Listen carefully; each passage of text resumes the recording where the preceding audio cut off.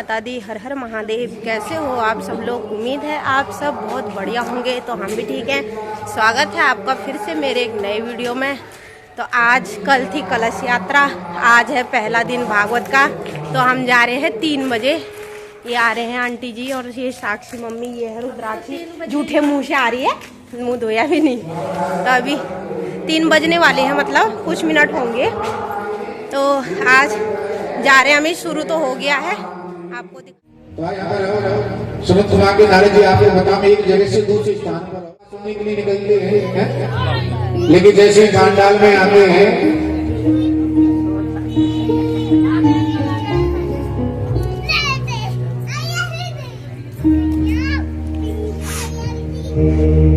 तो यहाँ पर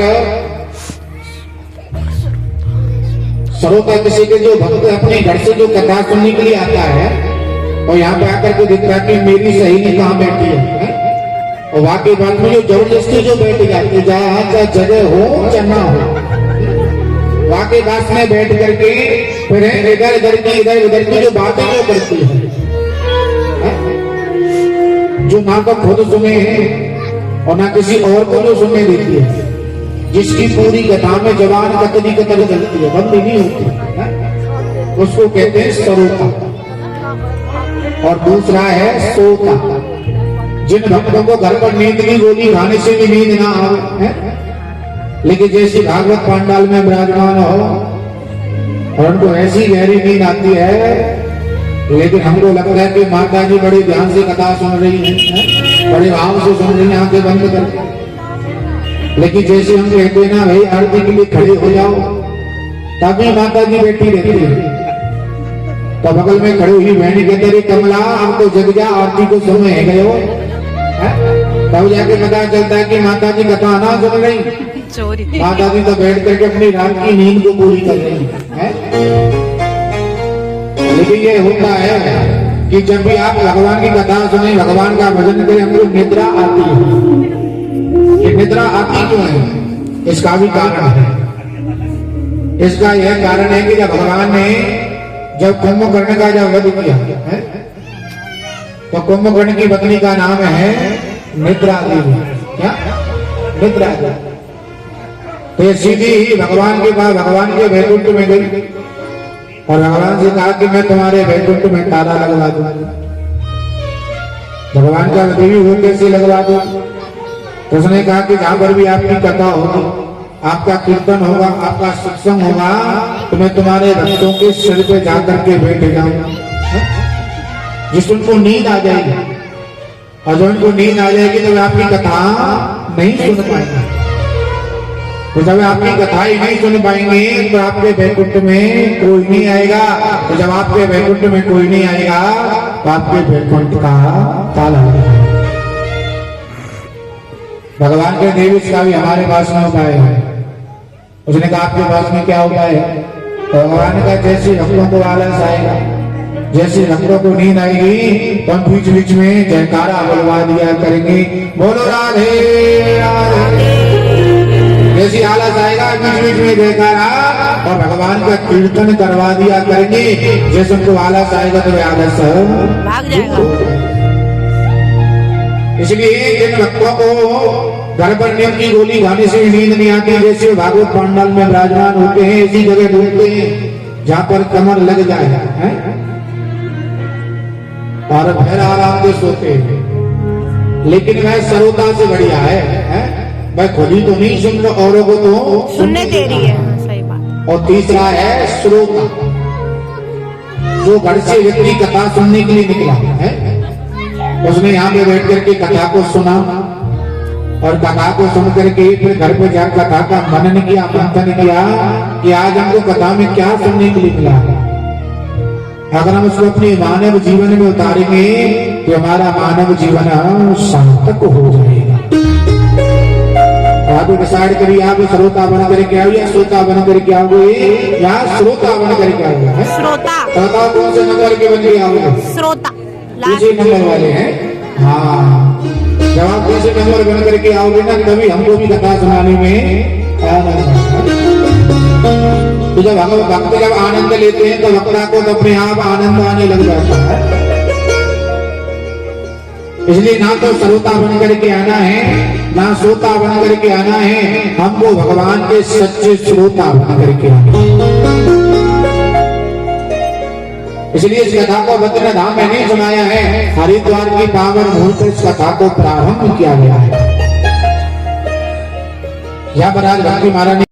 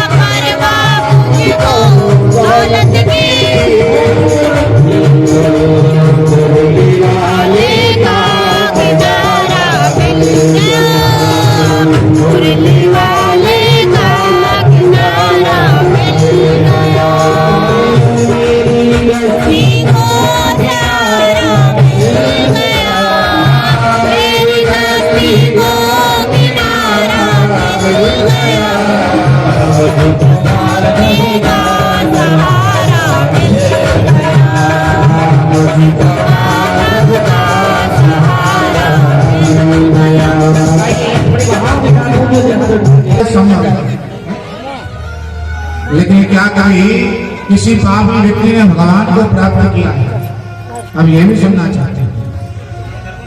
तो सनत कुमार वाले नारद जी महाराज पापी व्यक्ति नहीं, जिसने अपने जीवन पर्यंत तक पाप ही पाप किया है, बेटी जूते नहीं लाते इधर, और पाप करने के पश्चात जिसकी मृत्यु हो गई है और मृत्यु होने के पश्चात का घोर प्रेत बन गया है, अगर उसके निमित्त ये भागवत कथा कराई जाए तो वह भी इस भव सागर से पार होगा। तो हमें नारद जी कह रहे हैं कि मुझे इसका कोई प्रमाण दो, कोई ऐसी कथा को सुनाओ शरद कुमार के नारे भी आप इस कथा को बड़े ध्यान से सुने। अत्र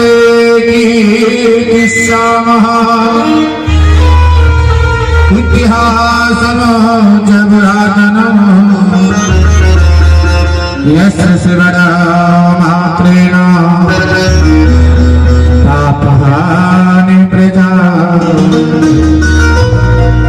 शरद कुमार के नारे जो नारा है, एक लंबो भातहंडी के तट पर आत्मदेव नाम के ब्राह्मण रहते हैं, जो बड़े ही गुणवान हैं, सहनशील हैं, गुणवत्ता है, चारों वेदों की ज्ञाता है, प्राकंड विद्वान है। अपने यजमानों को यहाँ पर पूजन पाठ हवन इत्यादि करके अपने जीवन को चलाते हैं। और घर में उनकी एक पत्नी जिसका नाम है श्री धुंधली देवी। क्या? धुंधली देवी। धुंधली देवी। जैसा नाम वैसा काम, वैसे ही गुण है। धुंध किसको कहते हैं? जब सुबह सर्दियों में जब धुंध जब पड़ती है,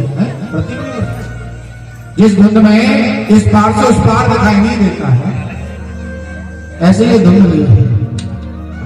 जो हो किसी के कहने अनुसार है नहीं, ये अपनी मति के अनुसार ही चलती है।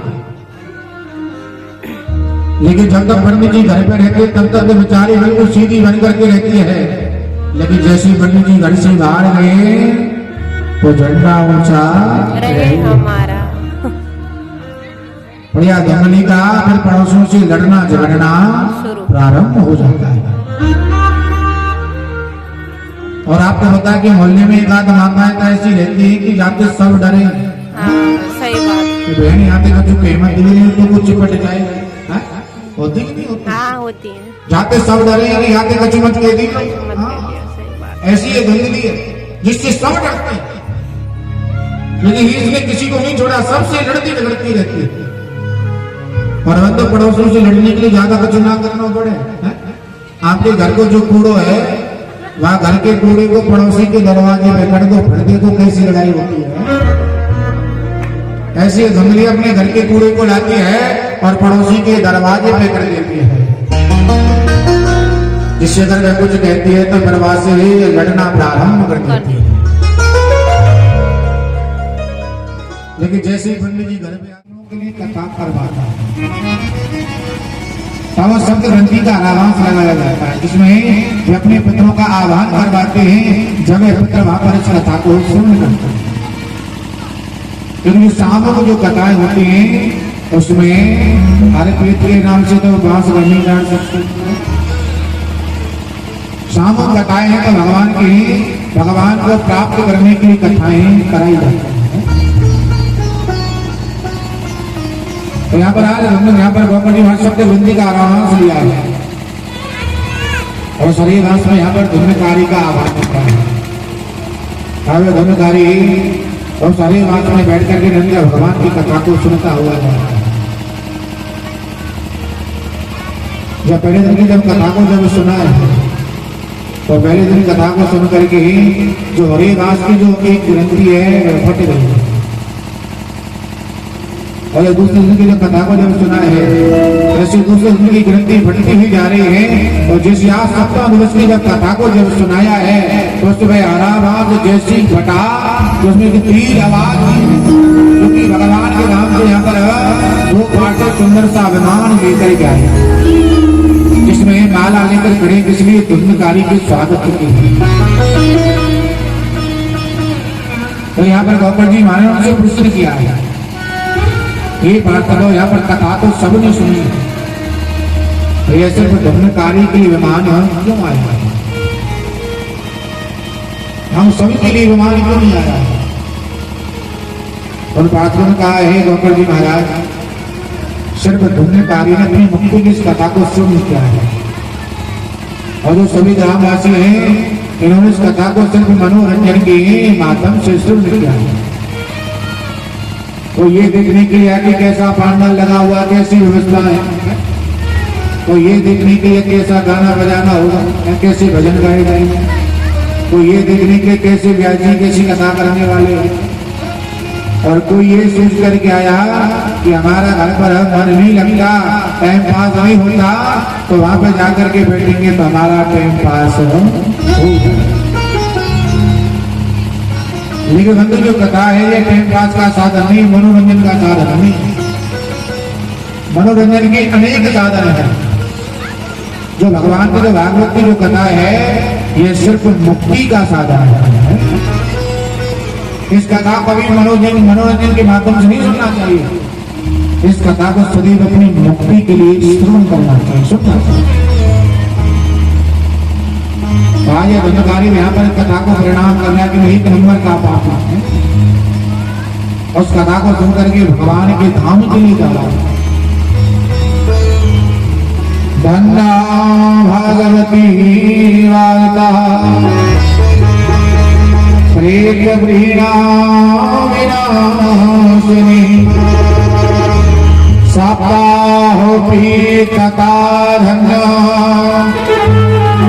कृष्ण लोक फलामृताय। आज भागवत कथा को बार बार प्रणाम करना। धन्ना भागवती वार्ता प्रेत प्रीणा विनाशिनी। इस कथा के लिए बारंबार धन्यवाद करता हूँ कि आज मैं एक नंबर का पापी इस सबसे अच्छी कथा को सुन करके भगवान के धाम के लिए जाता। यहाँ पासवान ने यहाँ पर धन्यकारी का स्वागत किया। धन्यकारी को अपने निर्माण में बैठा करके भगवान के धाम के लिए लेकर के गए। तो बंधु बने इस कथा को यहाँ पर गौकर जी महाराज ने अपने सभी ग्रामवासियों की इस कथा को करवाया है।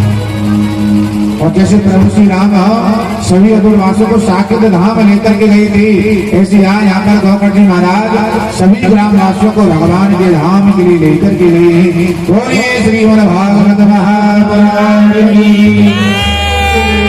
इसलिए बंधु जब आप यहाँ पर कथा सुनने के लिए आए अपने पितरों का ध्यान अवश्य करना चाहिए, क्योंकि जो भागवत कथा है ये पितरों को मोक्ष देने वाली है।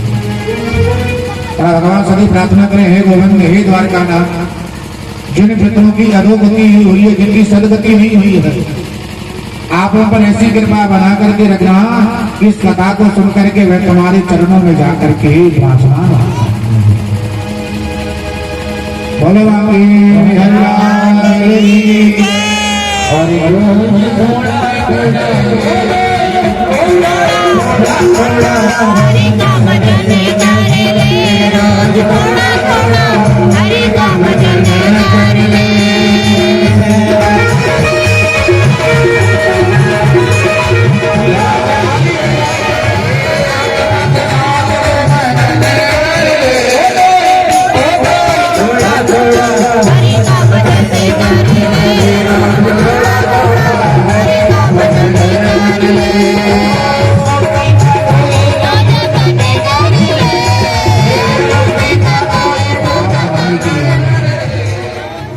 हमारा काम है कथा सुनाने का। इस कथा को सुन करके दो चार व्यक्ति भी सुधर जाते हैं, हमारा कथा सुनाना वहीं पर सार्थक हो जाता है। तो यहाँ पर जो पहला जो प्रश्न किया है, ध्यान से सुनना है आप सभी को है। मैं पूछूंगा आपसे, आप ये जाने के पंडित जी ने कह दिया पूछेंगे नहीं, पूछूंगा बिल्कुल पूछूंगा। तो पहला जो प्रश्न किया है कि मानव का धर्म क्या है? पहला क्या प्रश्न किया है? मानव का धर्म क्या, मनुष्य को क्या करना चाहिए, ये पहला प्रश्न है। और दूसरे प्रश्न में पूछा है कि जब हम मंदिर में जाएं तो मंदिर में जाकर के किसका पूजन करें और किसका ना करें। तो हम मंदिर में प्रवेश करके हमको वहां पर अनेक देवी देवता मिलते हैं, तो वहां पर किसका पूजन करें और किसका ना। और जो तीसरा जो प्रश्न किया कि भगवान यहाँ पर किसके लिए अवतार लेकर के आते हैं, राक्षसों के लिए या भक्तों के? यह तीसरा प्रश्न है। और चौथे प्रश्न में पूछा अगर भगवान जन्म नहीं लेते, भगवान अवतार लेकर के आते हैं, तो अब तक भगवान के कितने अवतार हो चुके हैं और कितने होने बाकी हैं? ये चौथा प्रश्न है। और पांचवें प्रश्न में पूछा कि वक्ता कौन श्रेष्ठ है? जो छोटी बात को बड़े में समझावे या बड़ी बात को जो छोटे रूप में जो समझाते हैं। और जो छठवां जो प्रश्न किया है कि भगवान 125 वर्ष जब पृथ्वी को जब त्याग करके गए हैं तो धर्म किम शरणम कहा, जो धर्म है वह किसकी शरण में गया है। वे 6 प्रश्न किए। तो यहाँ पर श्री सूर्य जी महाराज विश्व आपने बड़े ही उत्तम प्रश्न किए और आपने एक भी प्रश्न अपने लिए नहीं निश्चित किया है। ये 6 की 6 प्रश्न है इस मानव कल्याण के लिए। लेकिन इन 6 प्रश्नों के उत्तर देने से पहले अपने गुरु के पुत्र श्री सुखदेव जी महाराज का ध्यान करना चाहिए। और तो यहाँ पर ऐसी करें सूर्य जी महाराज तो आपको ज्ञान ही नहीं, हमको परम ज्ञानी मानते हैं। लेकिन जिनका आप ध्यान कर रहे हैं हमको लगता है कि वह तो आपसे भी बड़ी ज्ञानी है। अगर ऐसी बात है तो आप हमको उनके जन्म की कथा को सुनाने की कृपा करें कि सुखदेव जी महाराज का यहाँ पर जन्म हुआ तो हुआ कैसे। तो श्री सूर्य जी महाराज ऐसी एक समय की बात है क्योंकि सुखदेव जी महाराज के जो गुरु हैं वह स्वयं श्री राधा रानी है। आज राधा जी ने यहाँ पे सुखदेव जी महाराज से कहा बेटा अब आपको मृत्यु लोक में जाकर के जन्म लेना चाहिए और जो भगवान की अवतारों की जो कथा है, भगवान की जो कथा है, अब आपको उसको जन जन में जाकर के सुनाना चाहिए, भगवान का प्रचार करना चाहिए। लेकिन सुखदेव जी ने कह दिया माते मैं मृत्यु लोक में नहीं जाऊंगा क्योंकि मैंने सुना है कि जो भी उस मृत्यु लोक में आता है उसको विष्णु की माया पकड़ लेती है। इसलिए मात्र मैं यहाँ पे बैठ करके आपको 2-4 माला करता हूँ। अगर मृत्यु लोक में चला गया तो माला फेंकना भी बंद हो जाएगा। लेकिन यहाँ पर श्री राधा रानी का बेटा मैं तुझको आशीर्वाद देती हूँ कि मेरी माया तुझे नहीं सताएगी और तो ये जाने के बाद मैं भी वहां पर अवतार लेने वाली हूँ। तो सुखदेव जी ने तो हमारे स्वयं गुरु वहां पर अवतार लेने वाली हैं और तुम्हें जाकर के वहां पर जन्म लेना चाहिए। तो सुखदेव जी ने वहां पर एक अन्य का रूप बनाया और अन्य का रूप बनाकर पत्नी के गर्भ में विराजमान होता जो लक्ष्मी ही कैलाश पर्वत पर रहती है। लेकिन अभी भी सुखदेव जी महाराज को डर है और डर के मारे बस लक्ष्मी के गर्भ से बाहर नहीं आ रहा। डर किस बात का है कि कहीं मुझे विष्णु की माया पकड़ना ले। आज भगवान नारायण को यहाँ पर चिंता होने लगी है। अगर सुखदेव का जन्म नहीं हुआ तो मेरी कथा को इंजन में सुनाएगा। तो यहाँ भगवान नारायण ने यहाँ पर नारद जी को बुलाया है और कहा नारद जी आप कोई उपाय करें से सुखदेव जी का जन्म हो जाए।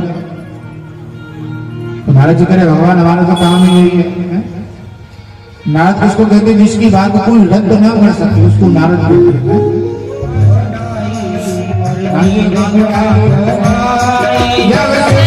कथा सुनाई और नींद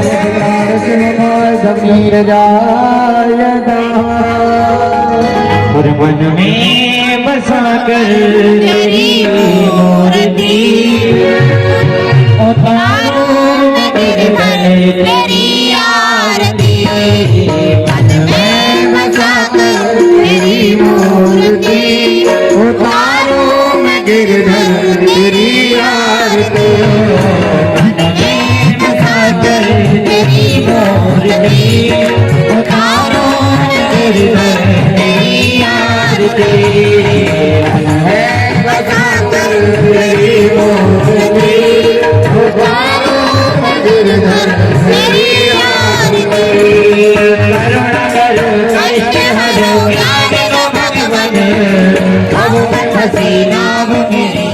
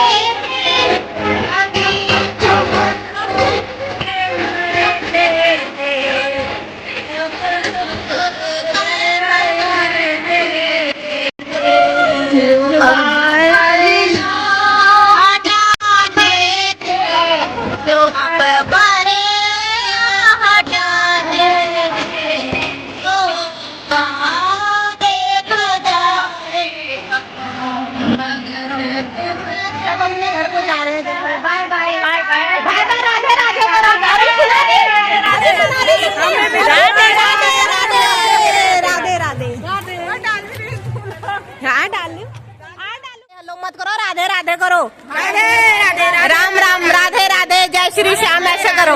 अभी कथा सुन के आए हो, अभी फिर हाय हेलो पे आ गए हैं। राधे श्याम, सब भक्त लोग हम कथा सुन के आ चुके हैं, सब आ रहे हैं प्रसादी लेके। तो आज का ब्लॉग इतना ही रखते हैं। उम्मीद करते हैं आपको आज का ब्लॉग पसंद आया हो। अगर ब्लॉग पसंद आया हो तो लाइक कमेंट शेयर कीजिए, चैनल को सब्सक्राइब जरूर कीजिएगा। ये देखो राधे राधे राधे राधे, गुड़िया गुड़िया गुड़िया, राधे राधे राधे राधे, बाय आंटी, राधे राधे राधे राधे राधे श्याम। तो फिर मिलती हूँ एक नई वीडियो के साथ, नई शुरुआत के साथ। तब तक के लिए जय माता दी।